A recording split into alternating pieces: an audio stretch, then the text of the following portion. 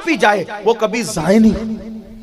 जो चीज अल्लाह को सौंपी जाए वो कभी, इसीलिए घर से बच्चे निकलो तो उनको फी अमानिल्लाह कहा, और तुम घर से निकलो तो बच्चों को याद कराओ कि वो तुम्हें फी अमानिल्लाह का मतलब होता है अल्लाह की अमान में, और जो चीज अल्लाह की अमान में हो उसका कभी नुकसान नहीं होता। बल्कि इसकी बरकत मैंने देखी, इसकी बरकत हमने अपने बुजुर्गों से सुना था, हमने अपनी आंखों से कई मर्तबा देखी। मेरे तीसरे नंबर के भाई हाफिज सैयद मुकीम, उनका एक्सीडेंट हो, मालेगांव के हॉस्पिटल में लेकर गए, पूरा मोहल्ला, सहरी के वक्त रमजान शरीफ में पूरा मोहल्ला जमा हो गया।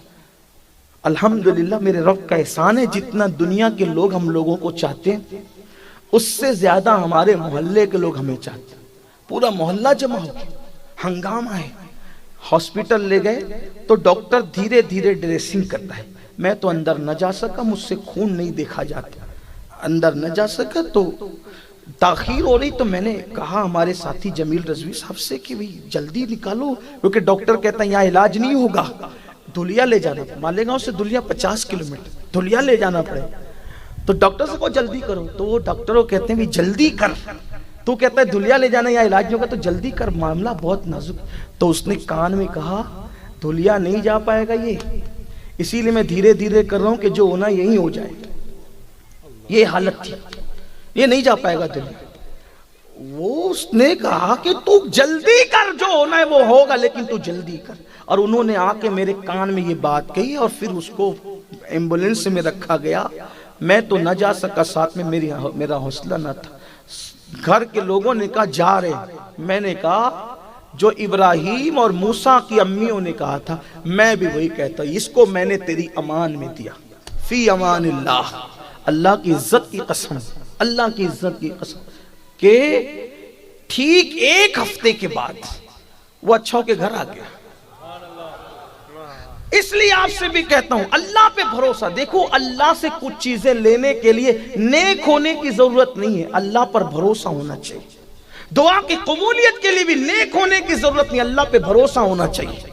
अपनी बातें अल्लाह से मनवाने के लिए नेक होने की जरूरत नहीं, अल्लाह पे भरोसा होना चाहिए। जो अल्लाह पे यकीन करे अल्लाह उसके लिए काफी है। इसलिए घर से निकलो तो फी अमानिल्लाह बोलकर अपने बच्चों को ये याद दिला दो, फी अमानिल्लाह। फी हजरत इब्राहिम अलैहिस्सलाम की अम्मी ने कहा कि मैं तुझे तेरी अमान में देती हूँ, और जब वापस लौटी तो दिल धक धक कर रहा था। फौरन ख्याल है तूने तो अल्लाह की अमान में दिया है ना। जब वहां पहुंची तो क्या देखा, जंगल के दरिंदे चारों तरफ से घेर के बैठे हैं और हजरत इब्राहिम की हिफाजत कर। उसी गार के अंदर इब्राहिम अलैहिस्सलाम की परवरिश हुई और तकरीबन 11 या 12 साल तक के इब्राहिम अलैहिस्सलाम उसी गार में रहे।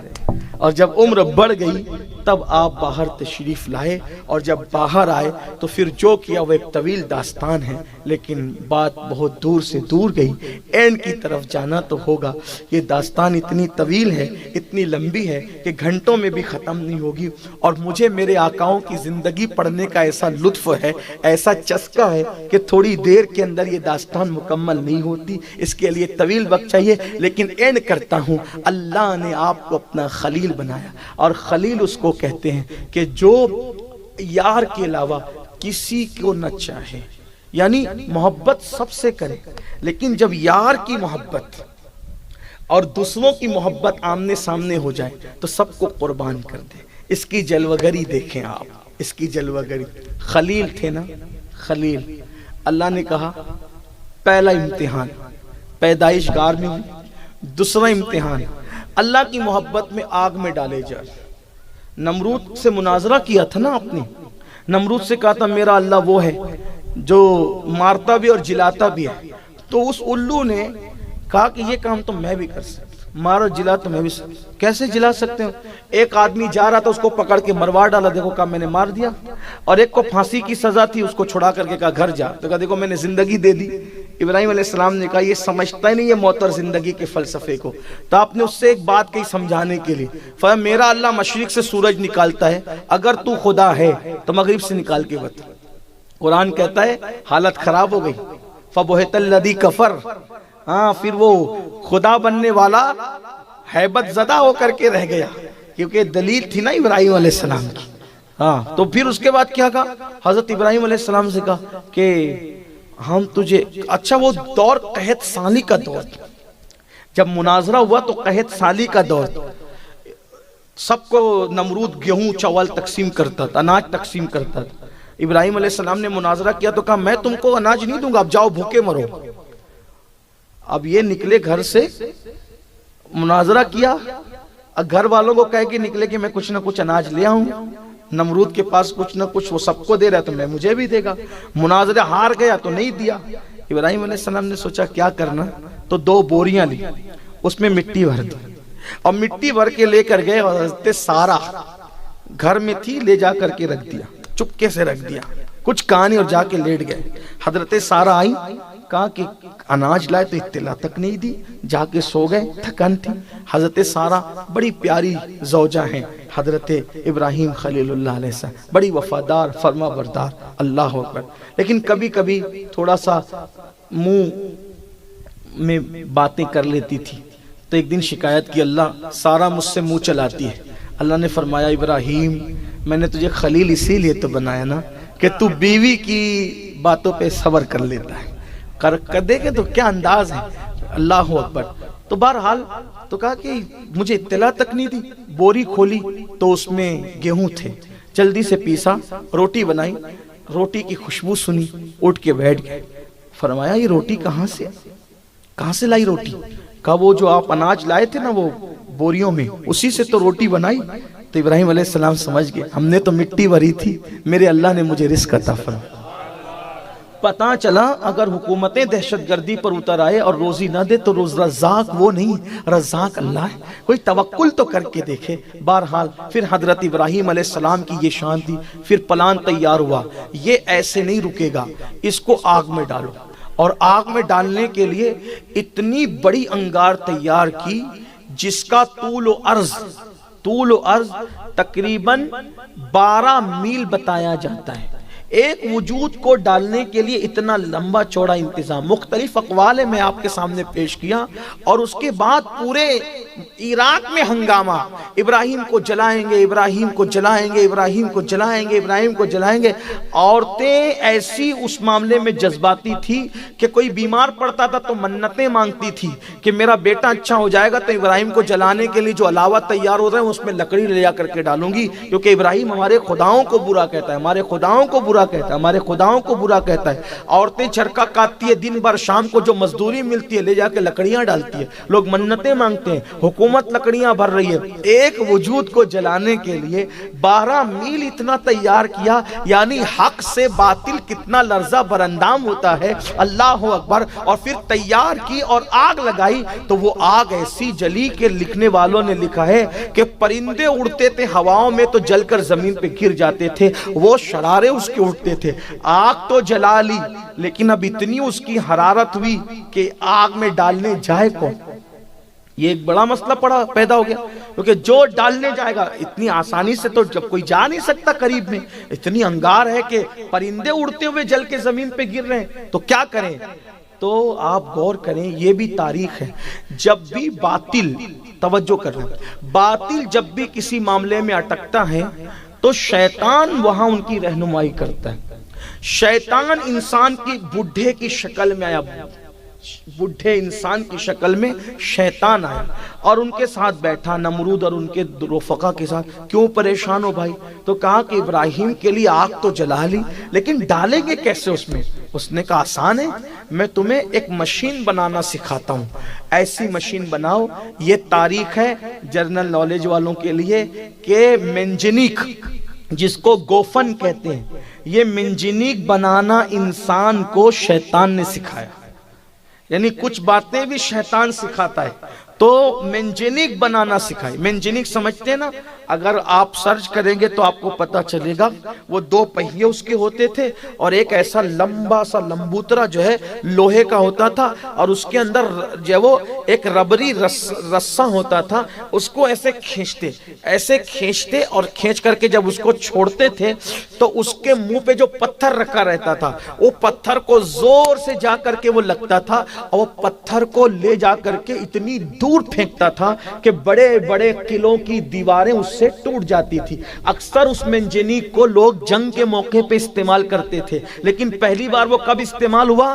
پتھر رکھنے کے لیے نہیں، اس کے سرے پہ ابراہیم علیہ السلام کو رکھنے کے لیے۔ اور رسا اب انہوں نے منجنیق بنائی شیطان کے بتانے پہ۔ اب شیطان نے منجنیق بنانا سکھایا تو ان کو پریکٹس بھی کروا رہا تھا کہ ایسے رسا کھینچو، رسا کھینچا پھر چھوڑا، رسا کھینچا، تو برابر جا جا کر کے لگتا تھا۔ لیکن جس دن وہ ابراہیم علیہ السلام کو قید خانے سے نکال کے لائے اور پتھر کی جگہ ابراہیم علیہ السلام کو کپڑے اتار کر، آپ کا کرتا اتار کے آپ کو بٹھایا، بٹھانے کے بعد فرشتے چیخ پڑے، ایک ہی تو تیرا بندہ ہے جو تیرا نام لیتا ہے، تیری عبادت کرتا ہے، وہ بھی آگ میں جا کے جلے گا۔ حالانکہ ابراہیم علیہ السلام روتے تھے، اللہ پوری روئے زمین پہ کوئی نماز نہیں پڑھتا، میں اکیلا نماز پڑھتا ہوں، تیری عبادت سب کیوں نہیں کرتے؟ تو اللہ ابراہیم علیہ السلام کی تسلی کے لیے آسمان کے فرشتے زمین پہ اتارتا تھا کہ جاؤ میرے ابراہیم کے ساتھ نماز پڑھ لیا کرو، تاکہ اس کو خوشی ہو کہ میرے علاوہ اور بھی لوگ نمازی ہیں، نماز پڑھتے ہیں۔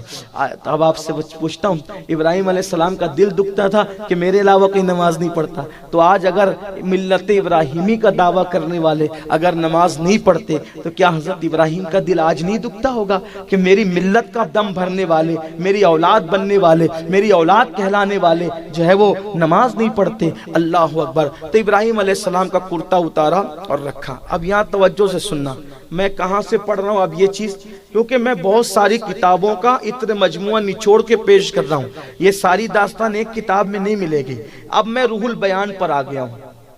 جب وہ رسی کھینچی جانے لگی، کبھی ابراہیم علیہ السلام کو بٹھا کر رسی کھینچی جانے لگی تو اس وقت فرشتے چیخ پڑے، اللہ یہ اکیلا تیرا نام لے بھائی، یہ جل جائے گا۔ اللہ نے کہا کیا چاہتے ہو؟ کہا ہم اس کی مدد کرنا چاہتے ہیں۔ کہا جاؤ پھر مدد کرو، اگر وہ مدد لے تو مدد کرو۔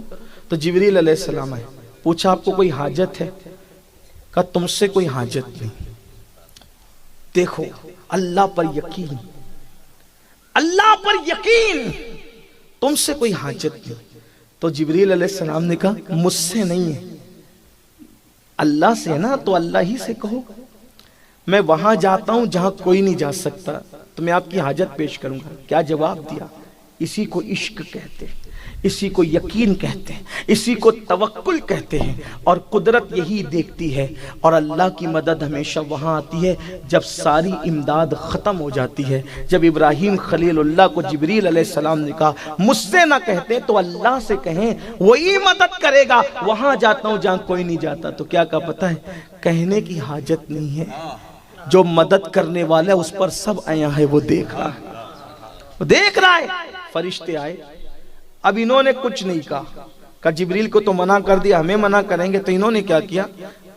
نمرود کے لوگ آدمی ادھر رسہ کھینچ رہے، ادھر فرشتے ادھر سے کھینچ رہے، تو کل تک کے رسہ آسانی سے کھینچتا تھا، جاتا تھا، آتا تھا، آتا تھا، جاتا تھا، لیکن آج ابراہیم علیہ السلام کو بٹھا کے رسہ کھینچا، رسہ کھینچاتا ہی نہیں۔ رسہ کیا کر ایک ابراہیم کو بٹھا کے کیا ہو گیا کہ رسہ کھینچاتا ہی نہیں؟ اتنے میں پھر شیطان آیا، اور شیطان نے آ کر کے کہا رسہ ایسے نہیں کھینچائے گا، کچھ عورتوں کو بلاؤ۔ یہ روح البیان سے ماں بہنوں کی خاص توجہ، کچھ عورتوں کو بلاؤ۔ عورتوں کو بلایا، ان سے کہو اپنے دوپٹے اتار دو۔ جیسے انہوں نے اپنے دوپٹے اتارے، فوراً رسہ کھینچ گیا، فوراً رسہ کھینچ گیا، ان کا کام ہو گیا۔ علامہ اسماعیل حقی رحمت اللہ علیہ اس پہ تفسیرہ کرتے ہوئے فرماتے ہیں، ہمارے بزرگوں نے تفسیرہ کیا، عورتیں آئی اور دوپٹہ انہوں نے سر سے ہٹایا تو رسہ کیوں کھنچ گیا؟ پہلے کیوں نہیں کھنچ رہا تھا؟ تو اس وقت ہمارے بزرگ فرماتے ہیں کہ ادھر سے نمرودی کھینچ رہے تھے، ادھر سے فرشتے کھینچ رہے تھے، تو چونکہ فرشتوں کی طاقت کے سامنے ان کی طاقت کام نہیں کر رہی تھی، تو شیطان نے کیا کیا؟ عورتوں کو بلوایا اور دوپٹے ہٹوائے۔